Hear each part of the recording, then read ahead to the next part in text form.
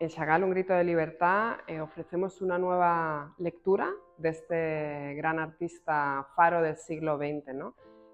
Chagall siempre se ha entendido, y yo creo que todos lo tenemos en la cabeza y en nuestra retina, como un artista muy onírico, muy fantasioso, muy surrealizante, ¿no? Es inclasificable, pero yo creo que una de las grandes propuestas de esta exposición es encontrarnos con un hombre, un artista tremendamente anclado a la realidad del siglo XX que él vivió, ¿no? Tengamos en cuenta que él es de origen ruso, judío. Él va a vivir una revolución rusa, va a vivir 2 guerras mundiales, va a vivir el exilio, y es algo que vamos a ver cómo representa y retrata a lo largo de toda su vida en su obra, y utiliza sus pinceles también para reclamar una atención, para proponer al espectador y al público una reacción ante una realidad acuciante que él estaba presenciando.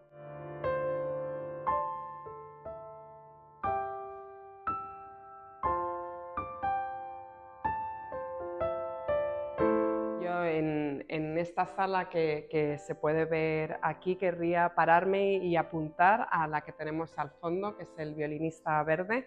Es una pieza mayor, es una de las obras más importantes que tenemos, que traemos del Guggenheim de Nueva York.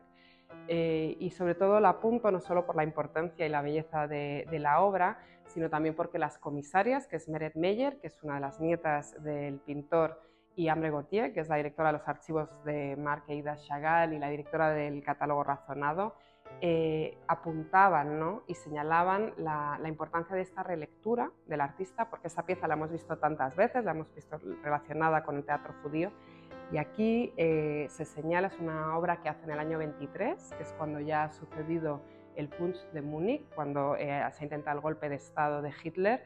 Él realiza esa pintura de gran formato y retrata a un violinista verde, no solo por la importancia que tenía la música, ¿no?, en la tradición y en la cultura judía, en las ceremonias, sino que él lo retrata como un migrante judío, ¿no?, que su propio hogar, migrante errante judío, que su hogar es el violín, ¿no?, que es con el hogar que viaja, donde no se encuentra. Eso lo vamos a encontrar continuamente a lo largo de la exposición, ese retrato del judío errante, ¿no? Y él aquí está reivindicando y está haciendo en ese gran formato, en esa gran pieza, un personaje de la cultura judía dentro de la tradición de la música, la importancia de la música, pero que además es un judío migrante errante.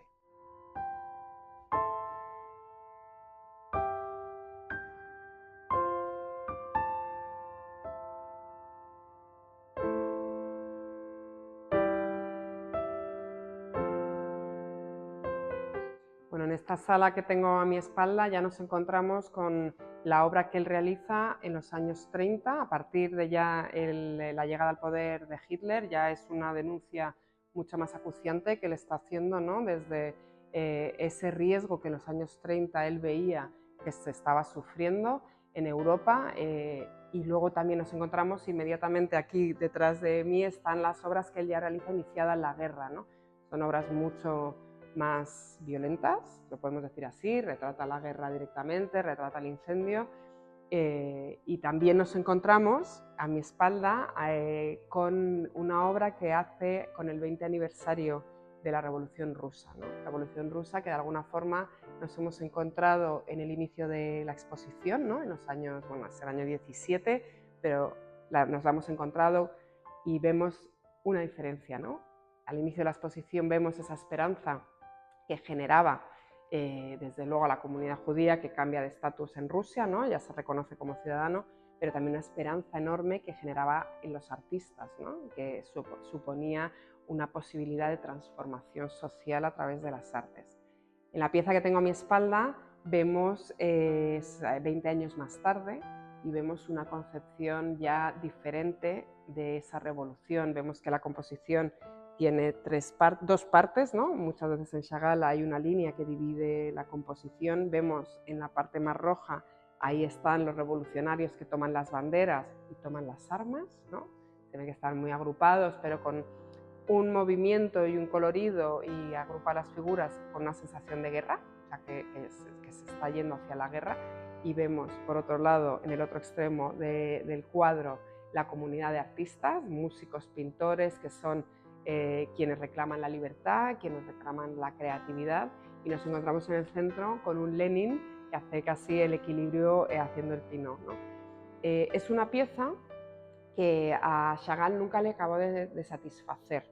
Esto es del año 37 y él sigue trabajando, sabemos que él trabaja y retrabaja sobre los temas, y hay un momento ya en Estados Unidos, hace un gran formato, está trabajando son 3 paneles, y él empieza, parte de esa misma composición que trabaja y retrabaja a lo largo de los años, y en el año 41 se para y se convierte en 3 piezas que en la exposición presentamos como un tríptico y que nos encontramos con la resistencia, la revolución y la liberación, ¿no? Las 2 primeras podemos reconocer esa composición, si las juntásemos, que están en ese fondo rojo con ya no son los revolucionarios, sino que nos encontramos con los horrores de la guerra, esa guerra que estaba sucediendo en Europa, que él está en Estados Unidos, pero es plenamente consciente y sufre por lo que está pasando en Europa y por lo que está pasando en la comunidad judía, y él está reclamando esa reacción y urgiendo a ese fin.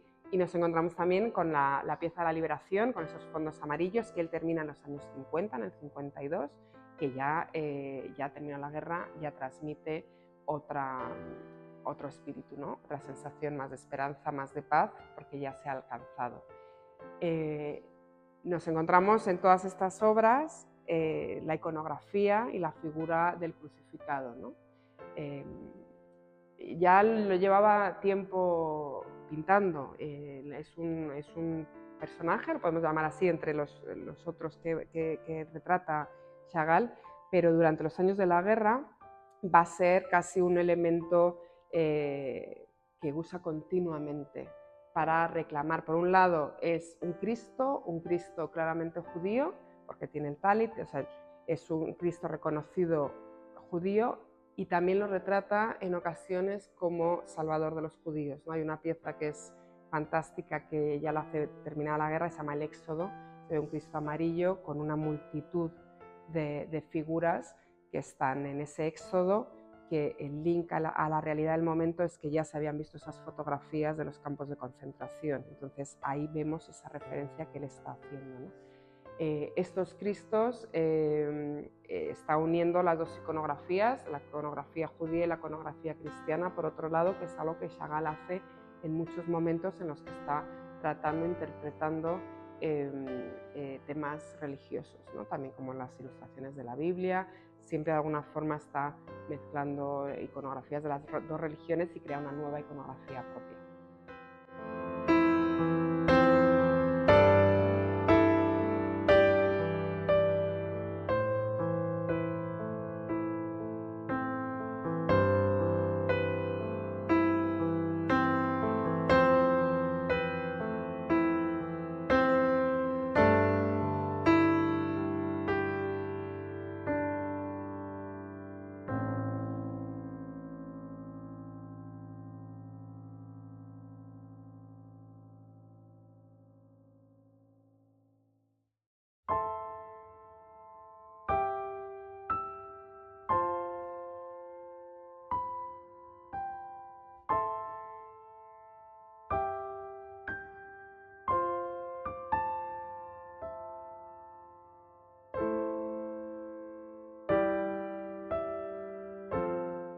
Bueno, y aquí nos encontramos en la última sala de la exposición, que además hemos titulado Hacia la luz, ¿no? Son los años ya, una vez terminada la Segunda Guerra Mundial, él vuelve a Europa, a Francia, primero a París, y luego ya se instala en el sur de Francia, en Vannes.